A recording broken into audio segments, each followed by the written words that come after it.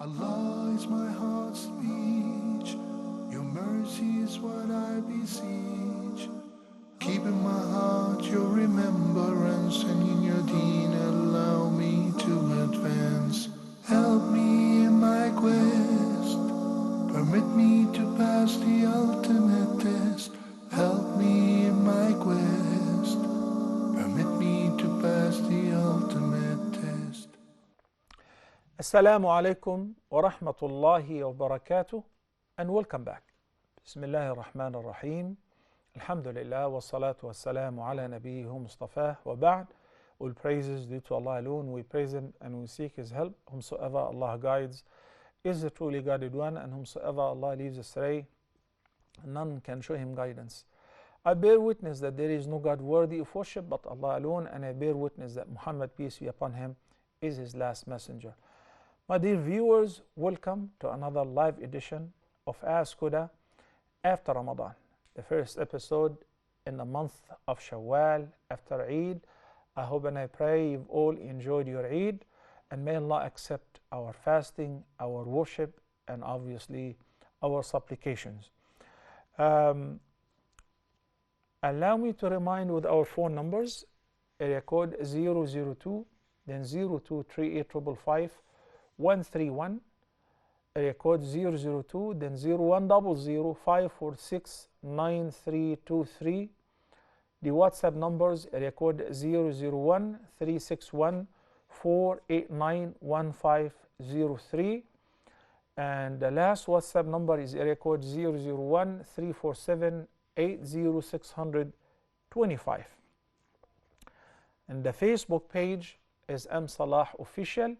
And I believe also we're having our first caller. Assalamu alaikum. Sister Asia from Canada. Assalamu alaikum, Sister Asia, and welcome to Ask Huda. Wa alaikum assalam wa rahmatullahi wa barakatuhu, ya Ustazu, and Eid Mubarak to you, your family, and all Huda team, for me and for my family, and to all listeners who gonna listen from the recording too.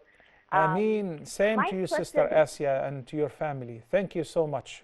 And I'm so happy I'm the first one to call after Ramadan too, so I'm very happy. You're most welcome. Okay, ya Ustazu. Thank you. I have a very important question, because as now we are out of Ramadan, I should say alhamdulillah, and inshallah we're going to get another one, inshallah.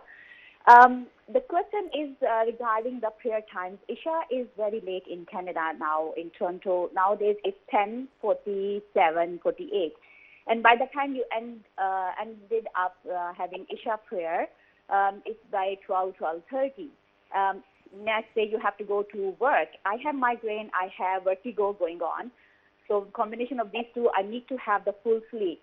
So my question is, I've been doing in past, so hopefully Allah see I was doing right or not. But can I read my Isha prayer earlier, like have a gap between the Maghrib and Isha for 1 hour, or no? So that I can have a full sleep of at least 5 to 6 hours, so that I can, because I have to start early in the morning for my work. I'm an early riser, and I go to work around around 6 o'clock. So I'm not sure whether I can do it or not, because before I was doing it, somehow I have the concept that yeah, I can do it, but I'm not sure. So I really want to hear from you. So that's the only question I have today. Thank you very much, and Jazakallah khair. Jazana uyakum. Thank you, Sister Asia from Canada. Sister Khadija from Malaysia. Assalamu alaikum, Sister Khadija. Alaikum assalam wa rahmatullahi wa barakatuh. Sheikh Eid Mubarak. Eid Mubarak to you and to your family, Sister Khadija. May Allah accept devotion. Ameen, ameen, ameen. In fact, as Huda has been my student for the past 6 years, may Allah subhanahu wa ta'ala reward every person in Huda TV. Ameen. Same to you, Sister Khadija. Thank you so much for your blessed wishes. My first question is it haram?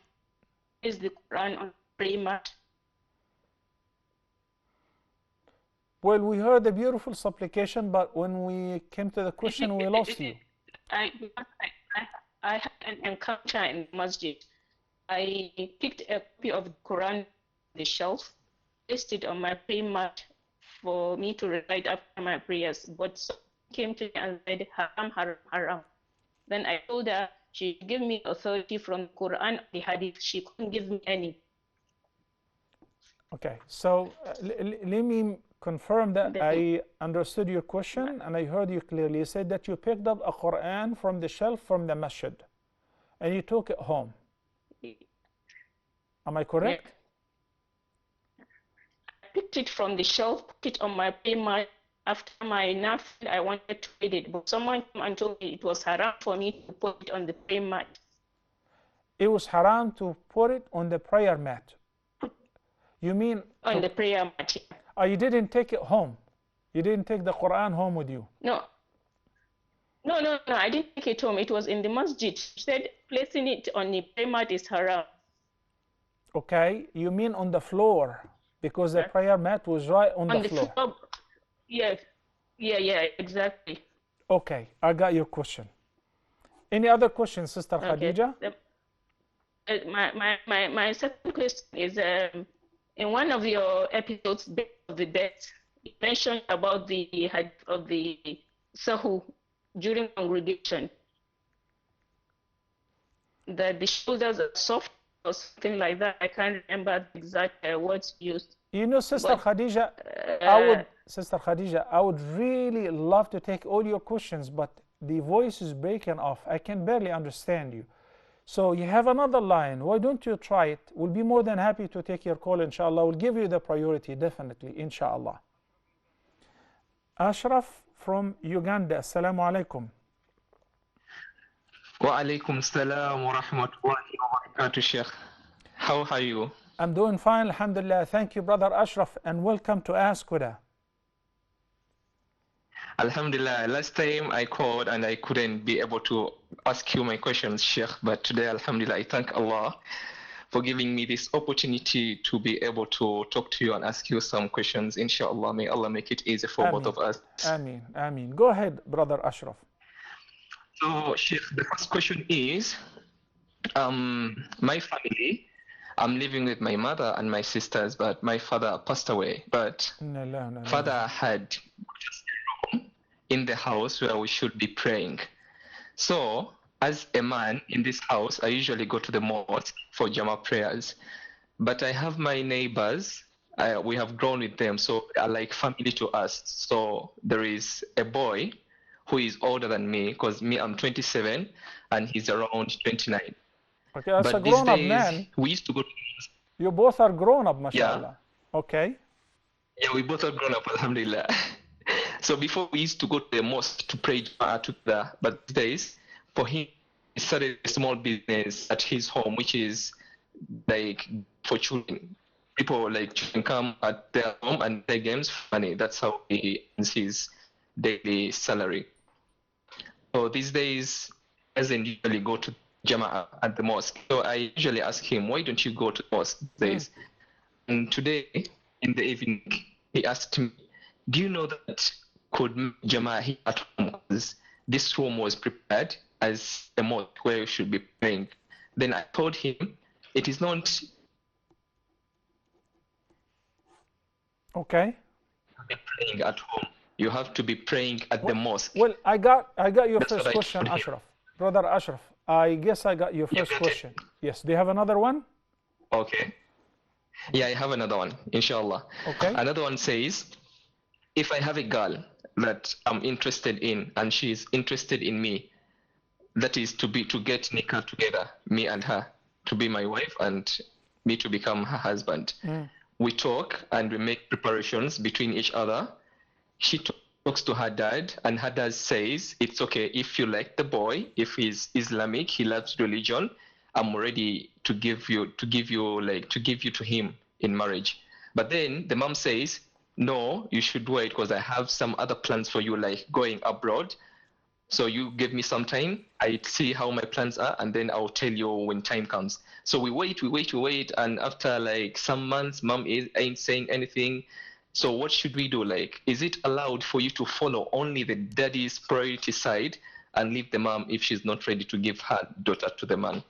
Okay, well, you didn't make any mention of her dad's consent. Is he in an agreement with your proposal? I mean, did he give you his consent, or you haven't even approached them yet? Ashraf? Yes, please. Now, can you repeat the question? Yeah, tell me what happened with the dad. Did you speak to the dad?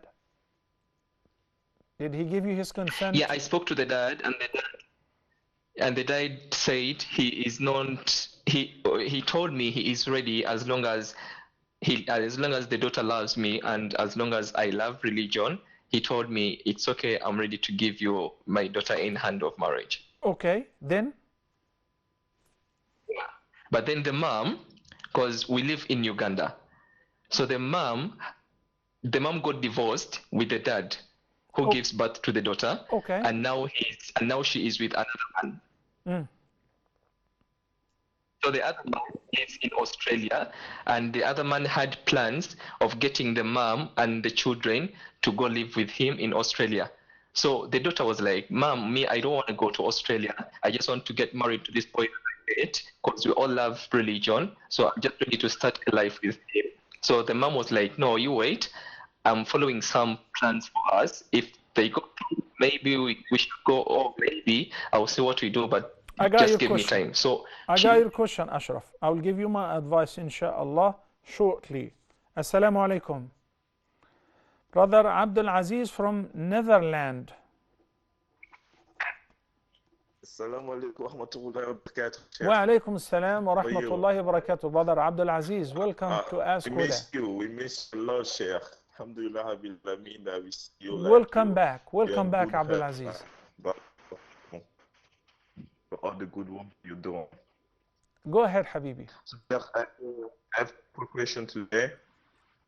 My first question is the fasting of the fasting. So, like, let's say, like, for today, it was on Tuesday, and if someone started fasting for the 6th, like the next day, is it okay? Because I see like some people say like it's actually 3 days, but I didn't find like any. Okay, I got that question. We say that like we should say. Abdul Aziz, like, I got that question. Do you have another one? Okay, I have another question, Chef. My second question. Hello. Yes.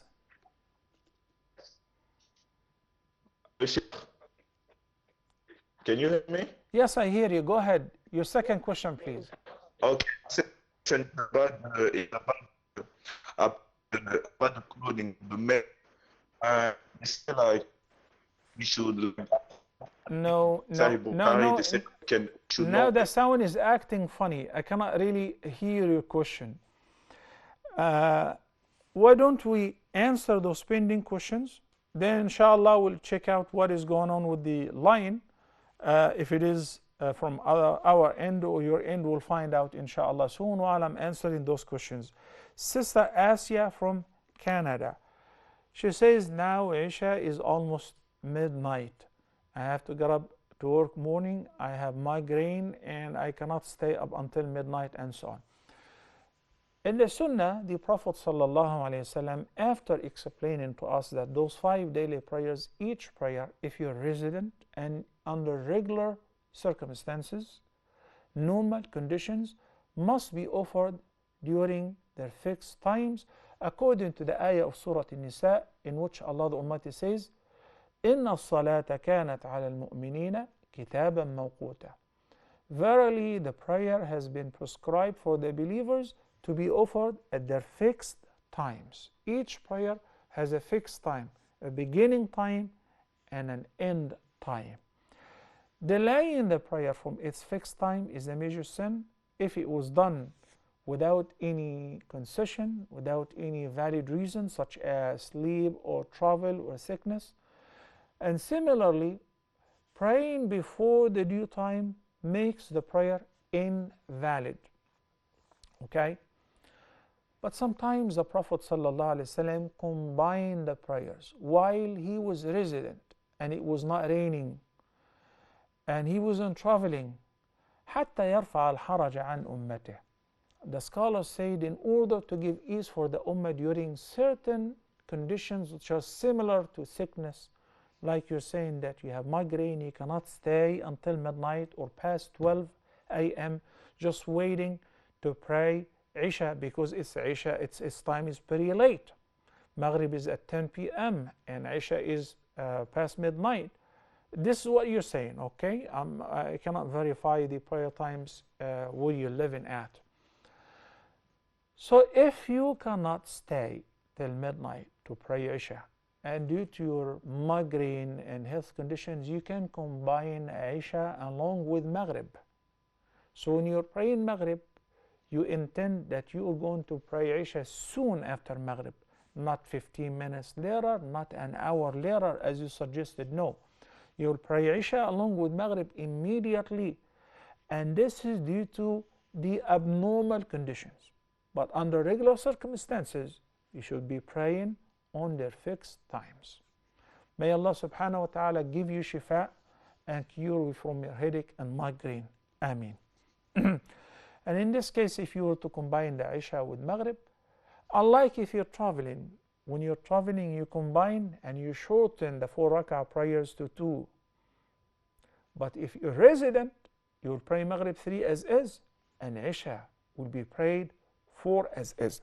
And if you got to combine the Isha along with Maghrib, you're also allowed to pray Witr soon after Isha, even though it's not Isha time yet for other people. But due to your special conditions, you prayed Isha along with Maghrib, Taqdeem at the time of the earlier one, so you can pray Witr soon after, inshallah. Assalamu alaikum wa rahmatullahi wa barakatuh. Abdul Razzaq from Uganda. Assalamu alaikum. Hello. Wa alaikum assalam. Go ahead, brother Abdul Razzaq. Assalamu alaikum. Wa alaikum assalam wa rahmatullahi wa barakatuh. My Sheikh, I have one question. Naam. Go ahead.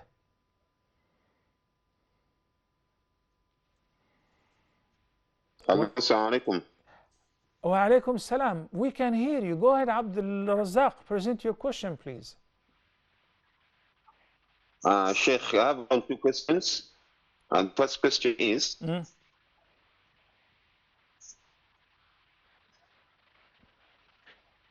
Okay, Abdul Razzaq, just deposit your question with the brothers in the control. They will pass them on to me, inshallah. Thank you, brother Abdul Razzaq from Uganda. My dear viewers, once you're live on air, and it is said you're live on Ask Huda, go ahead and present your question right away. Enough to say Assalamu alaikum, how are you once, and present your questions for the sake of time. Jazakumullahu khairan. Sister Khadija from Malaysia asked a question about that she was in the mosque, she picked up the Quran from the shelf and she put it on her janamaz or prayer rug. Somebody came and said to her, this is haram. So she wants to know whether it's haram or not, and on what basis. Is there a reference to that?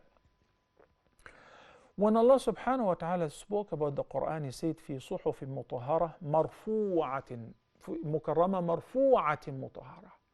So it is written in the preserved tablet, which is raised high.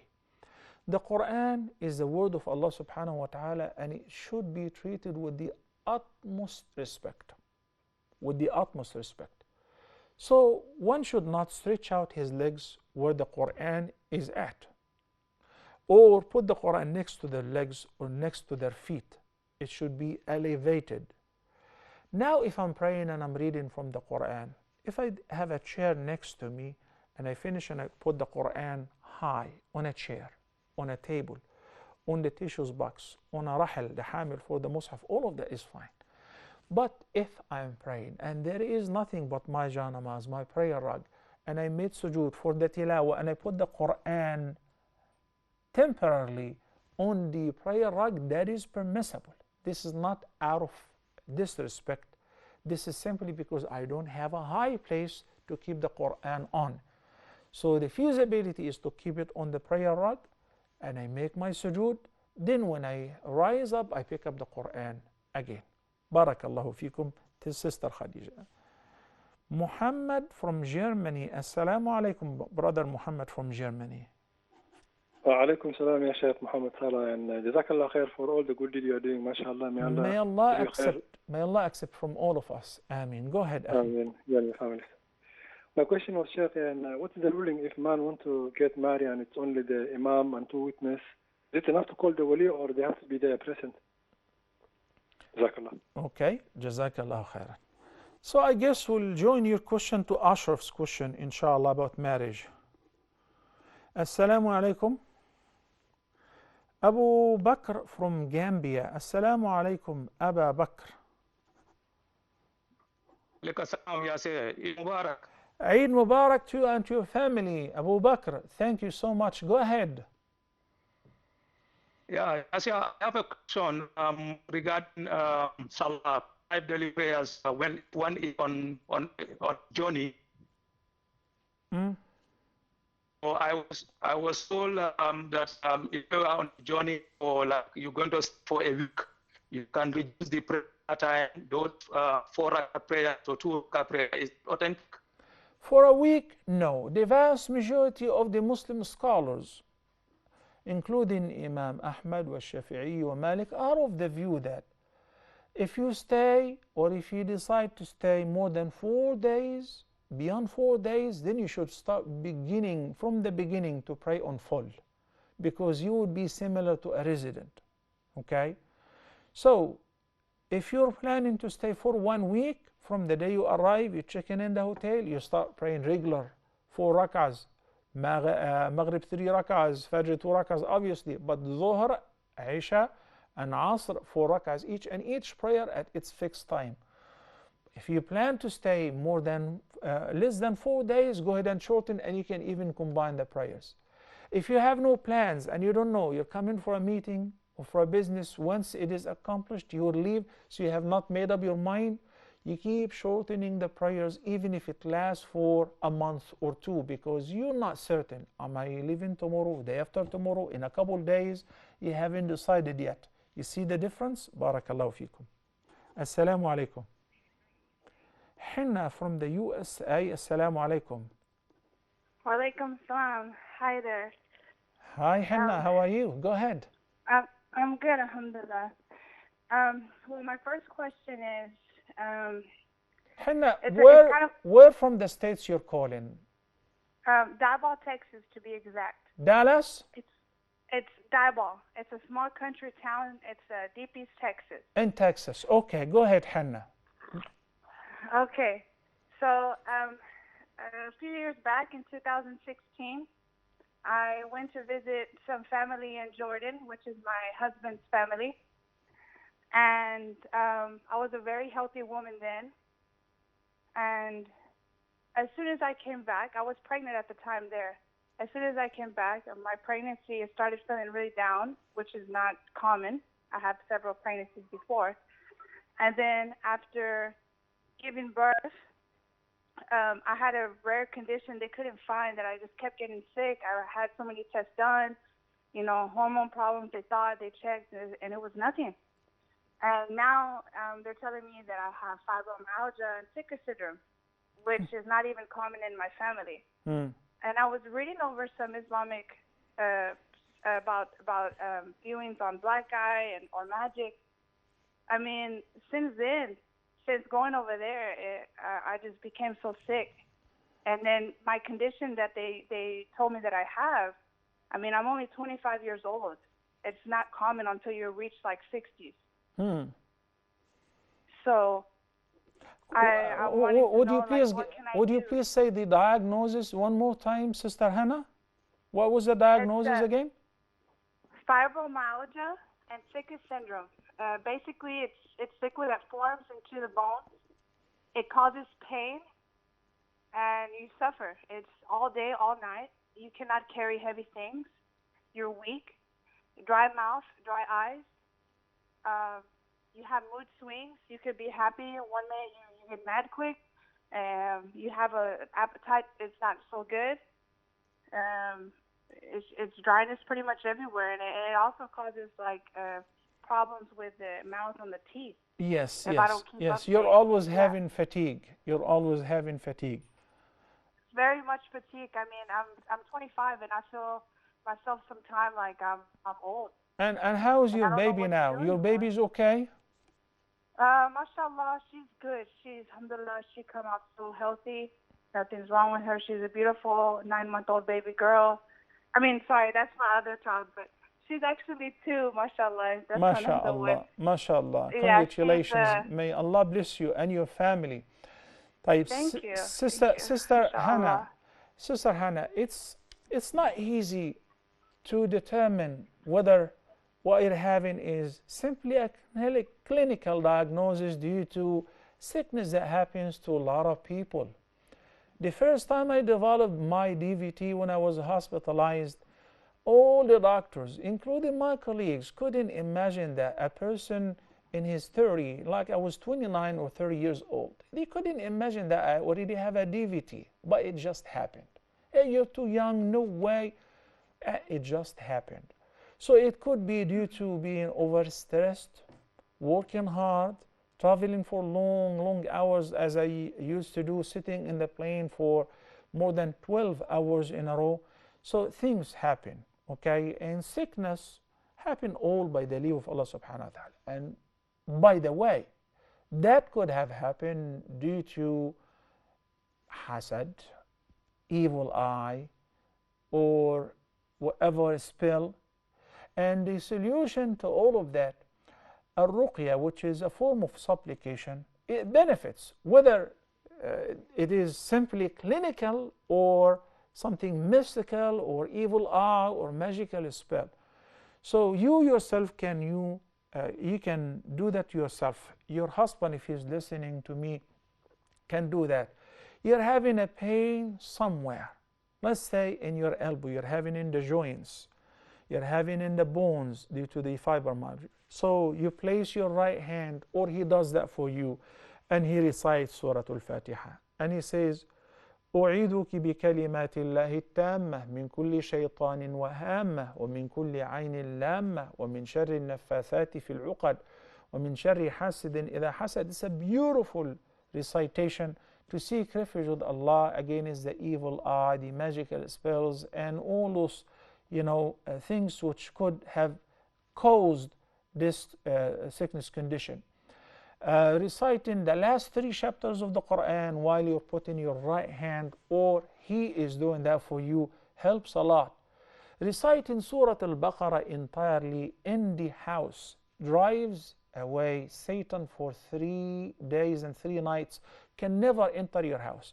So when you do that and it improves, or it vanishes, then we can say, yeah, that was due to an evil eye. But the doctors will say, when in 100,000 it happens. So it's a clinical condition where we have to go about the medication and follow the prescription of the doctors and seek the help of Allah subhanahu wa ta'ala.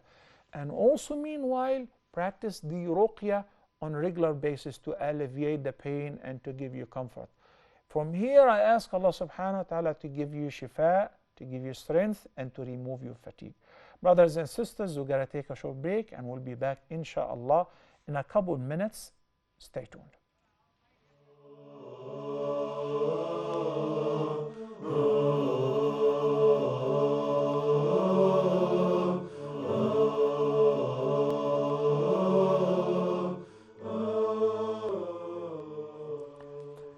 Assalamu alaikum wa rahmatullahi wa barakatuh, and welcome back. I believe our phone numbers and the contact information should appear on the bottom of the screen as a reminder. And the first caller, Assalamu alaikum. Nu'man from Canada. Assalamu alaikum, brother Nu'man. Nu'man. Are you happy? Yeah, go ahead. I hear you, hear me? Nu'man. Yes, I hear you clearly. Akhi, my question is, Akhi, I want to find out, basically, there is a sister, she basically, when she was getting married to her husband, she wanted to make a term of the marriage that the husband would not marry another woman while they're married together.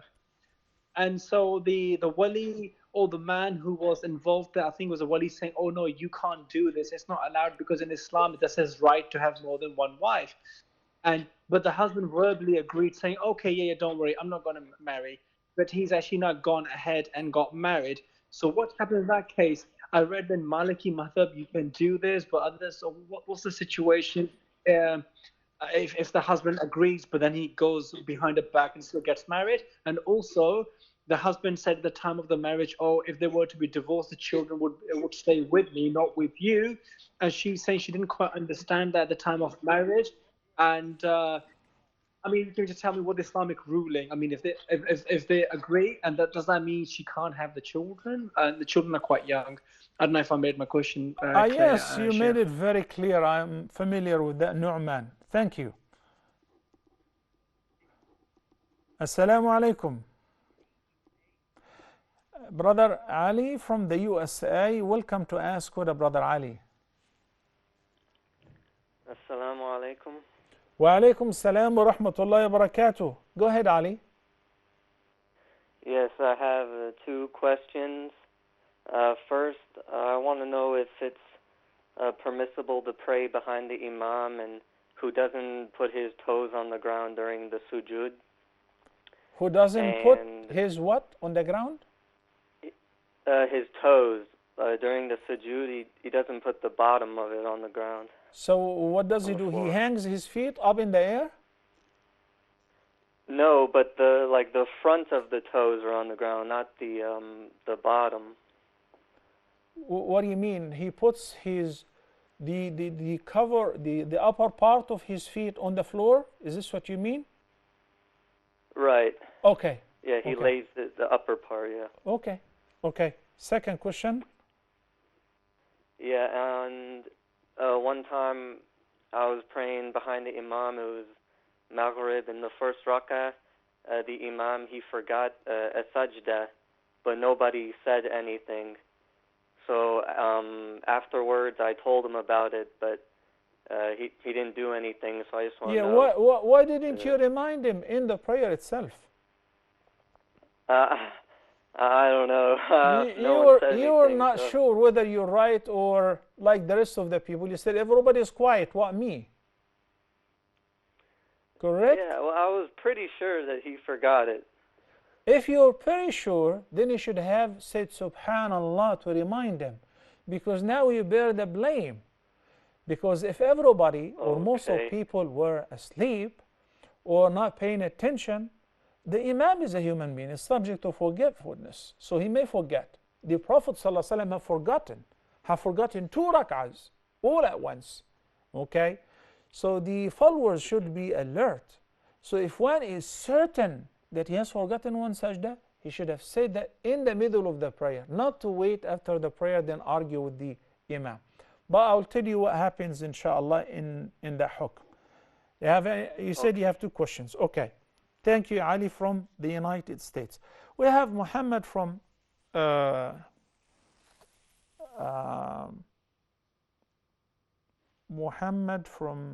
Guinea, and we have Ashraf from Uganda. There are questions about, the condition of. I'm putting hold on the phones until I answer these 2 questions. So pardon me. I understand that mashallah, mashallah, mashallah, there are many callers are calling right now, but also this is important to take and answer the calls which have been received. So the Prophet ﷺ said, لا نكاح إلا بولي وشهد عدل. This is the reference, the cornerstone in the concept of marriage. We have to have the consent of the girl, the bride, the groom, the guy, and 2 male witnesses who are Muslims, who are just, who are honest and trustworthy, and the consent of the guardian of the girl, who is the father. He is not there. Maybe she has a brother, the eldest brother, the uncle, the grandfather. If she doesn't have anyone, we'll go to the imam of the masjid. We'll go to a person who is the judge in the city. Okay? If the imam, if the wali, if the father in your condition gave you his word and you guys agreed and her mother is saying, no, wait, because we may travel to Australia and whatever. That takes years. Cut it short, yes or no. And I'm telling the girl right now, if you like this boy, if you like that person, and your father agrees to such marriage, go ahead and process it. If your mother is upset, no problem. She will be happy one day, inshallah. But for you to wait for her to get her papers to travel to Australia is just a waste of time. And if you travel, you're not going to get married to this man. Trust me. So if you are in an agreement and you like this person and you give them the ultimatum, the father said yes, you schedule a date for the marriage. If they agree to that, fine. Otherwise, look for another girl, and may Allah make it easy for you. So similarly, brother, the wali, the condition of having the guardian and his consent is a condition for the validity of the marriage. La nikaha means there is no valid marriage without the consent of the guardian, without the shuhud, and obviously the agreement, the pillars, the agreement of both the groom and the bride. We can take questions now. Abdul Aziz from the Netherlands is asking when to begin fasting the 6 days of Shawwal. SubhanAllah, I have many questions about the 6 days of the month of Shawwal. I'd like to begin by saying, what is Shawwal? Shawwal is a month that follows Ramadan. Eid al-Fitr is only 1 day. What is the significance of celebrating Eid al-Fitr 1 day? Which means that next day I can fast if I want to, because fasting on the Eid day is forbidden, while in Eid al-Adha it's 4 days. So I am not allowed to fast on the first, second, third, and the fourth day of Eid al-Adha. It's 4 days. But Eid al-Fitr is only 1 day. So anyone wanted to fast as early as the 2nd day of Shawwal, that is permissible. Also, those who have been performing Umrah and they travel to their countries, as they were at the airport, Jeddah airport, the port of departure. They left from Jeddah on the 29th.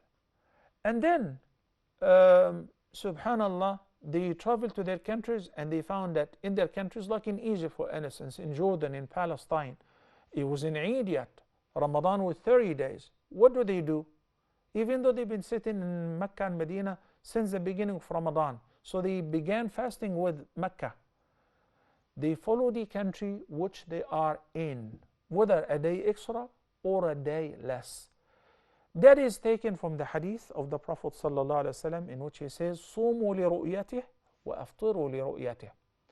People have sighted the hilal, the crescent of Ramadan, then we must begin fasting. I don't care about where I was born at or back home or our family is living. You are currently in which place? Were they able to see the hilal? Yes, you begin fasting. They were able to see the hilal of Shawwal, then you must not fast, you must rather break your fast. Unless, if you left from Jeddah airport after Fajr, 1 minute after Fajr, which means it was the 30th day of Ramadan, not the 30th day of Ramadan, it was the first day of Shawwal. So it's a Eid day in KSA. You must break your fast and celebrate Eid. And by the time you arrive, people are still fasting. It's okay for you. That day you started not fasting, so you don't have to fast. And next day you celebrate Eid with your people as well. And then you can start fasting next day if you want to, because you've already celebrated Eid a day before. I hope that is clear. The question concerning Ali. Yeah, go ahead. Let's take some calls. Sister Asia from Nigeria. Asia. Hello. Assalamu alaikum, Sister Asia. Assalamu alaikum, Sheikh. How are you? Wa alaikum assalam wa rahmatullahi wa barakatuh. I'm doing fine, alhamdulillah. Okay, please, Sheikh, I have 2 questions. The first one is, my mother passed away 2 years ago. And last month, one of her good friends called my sister, saying that she dreamed of my mother, and my mother told her that this year will be very difficult for all of her grandchildren. and she says that my mother asked that we do a sacrifice so that Allah could avoid any harm to all of her grandchildren. So I would like to know how this is possible. Is it possible that Allah permits some disease to communicate with us in dream and to tell us what will happen in the future? Okay. Got your question, Sister Asia from Nigeria. Assalamu alaikum. Sister Manal from Oman. Assalamu alaikum.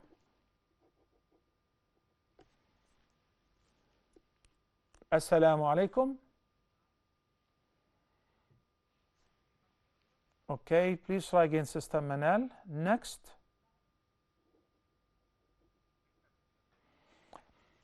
Whenever we see a late person in our sleep, is it possible that he or she is communicating a message with us? Yes, it's possible. But it depends on the message. Like somebody is saying that I owed several days of fasting and please can you fast that on my behalf? The daughter saw a dream, go ahead and fast. You haven't been given in a charity on my behalf and I needed that. Or why are you boycotting your sisters? So these are all good inspirations. Go ahead and act upon it. As long as it does not make any lawful unlawful or any unlawful lawful. I hope the message is clear. So it is possible. Assalamu alaikum, Manal. Wa alaikum salam, Sheikh. How are you? I'm doing fine, alhamdulillah. Thank you, Sister Manal. Go ahead. Sheikh, I have two questions. The first is, I'm a pilot, and sometimes this requires me to do flights at night in which I arrive the next day afternoon. And to prepare for these flights, I have to leave during the evening, so that sometimes makes me miss Asr or Maghrib prayers. But if I wake up in between to pray, my sleep gets disturbed, and then I end up not well rested for the flight. So I was wondering, is it correct that I should keep waking up for the prayers, or does Allah know that I need the sleep and I can cover them after I have been sleep for the flight? You said you're a flight attendant or you're a pilot? A pilot. You're a pilot. Okay. Right. Let me answer the question. Okay, do you have another one? Yes, I have another question. So my mom was fasting the 6 days of Shawwal, and she fell sick after fasting the first day.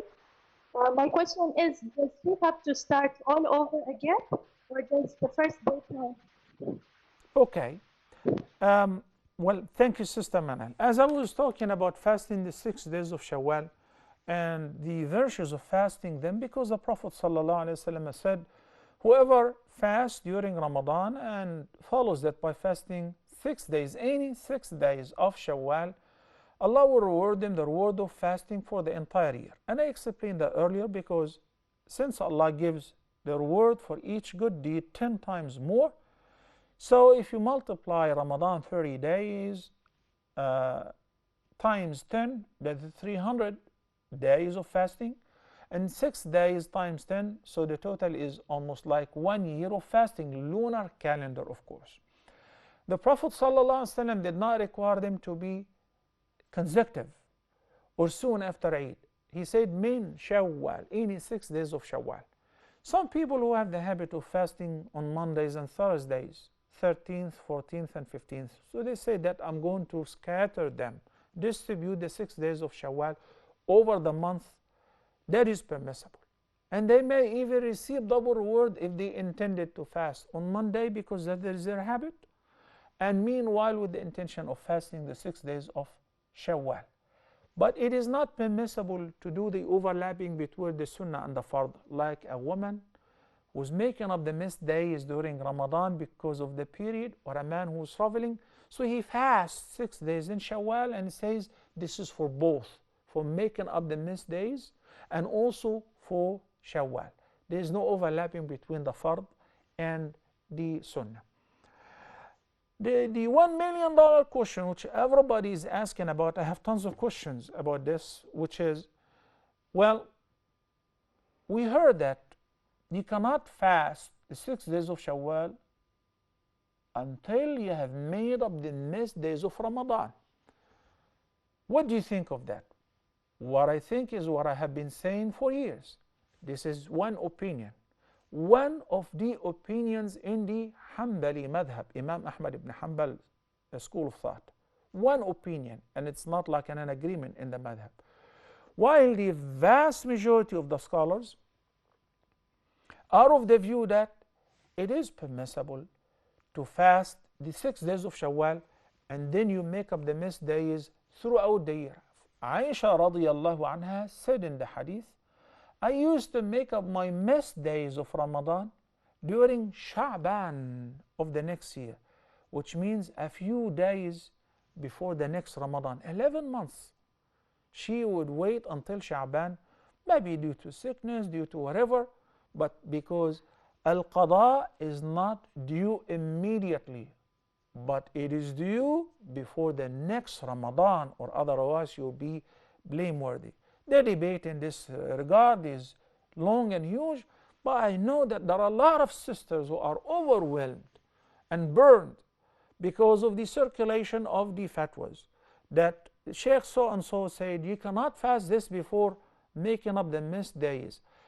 It's a valid fatwa, but this is a single opinion of the Hanbali madhab, while the vast majority of the scholars are of the view that it's permissible. And that was the practice of Aisha radiallahu anha and many of the Sahaba. Those who say that the reward would not be secured unless if you make Ramadan first, then you make, well, if you make the 6 days, then you still make the missed days, you get the promised reward of what? Al-Hasanatu bi'ashri amthaliha. Ali from USA, he says that the Imam who doesn't put his toes erected on the floor, as long as his feet on the floor, the prayer is okay, the sujood is okay. Ali, because sometimes people cannot stretch out their toes up straight like that. And also when the Imam forgets one sajda, we ask a question. If this sajda was in the last rak'ah, well, that's easy. Even after making taslim, what you need to do is make up the sajda, then recite tashahhud, then 2 prostrations for forgetfulness, and that will do it, and do taslim. If it was in any rak'ah before and you only remembered after the prayer, then the whole rak'ah doesn't count. The whole rak'ah doesn't count because it's already elapsed. Somebody says, I spoke to the Imam like Ali.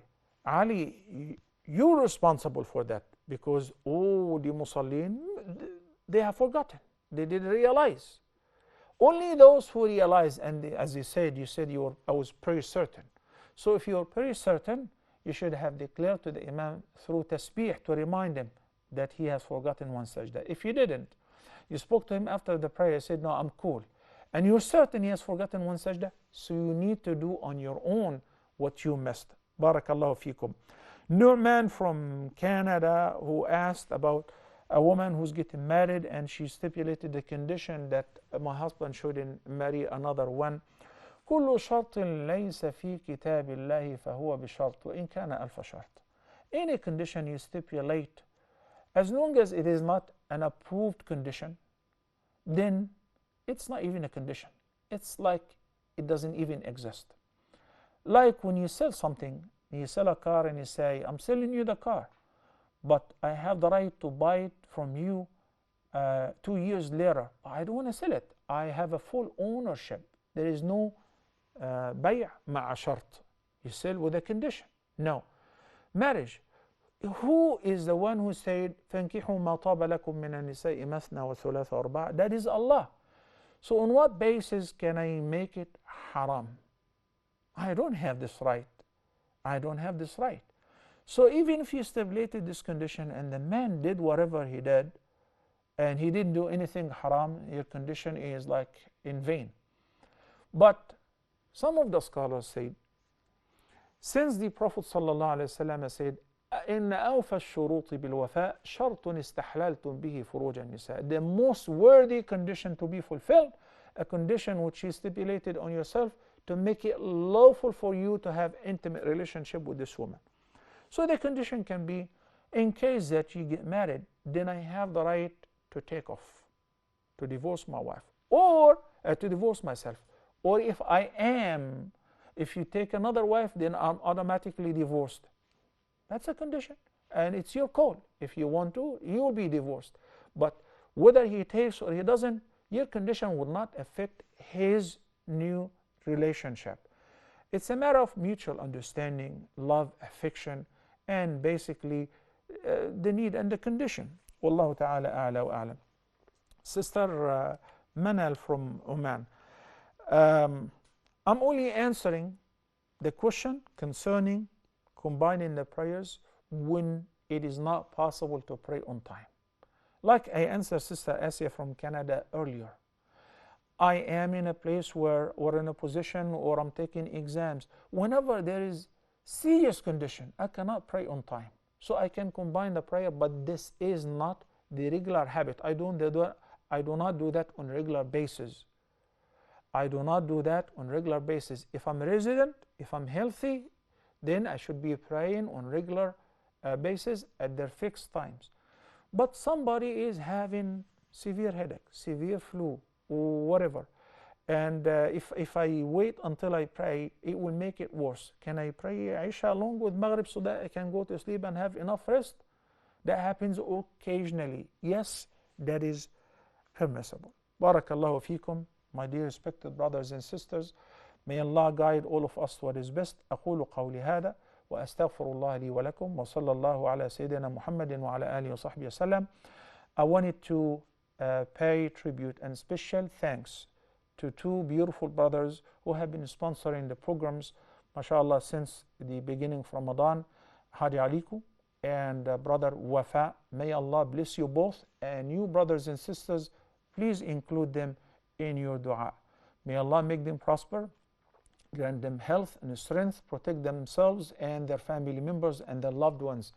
And I invite you all brothers and sisters to continue to support Huda TV and its programs. Wassalamu alaikum wa rahmatullahi wa barakatuh. Allah is my heart's speech. Your mercy is what I beseech. Keep in my heart your remembrance, and in your deen allow me to advance. Help me in my quest. Permit me to pass the ultimate test. Help me in my quest. Permit me to pass the ultimate test. Allah is my heart's speech. Your mercy is what I beseech.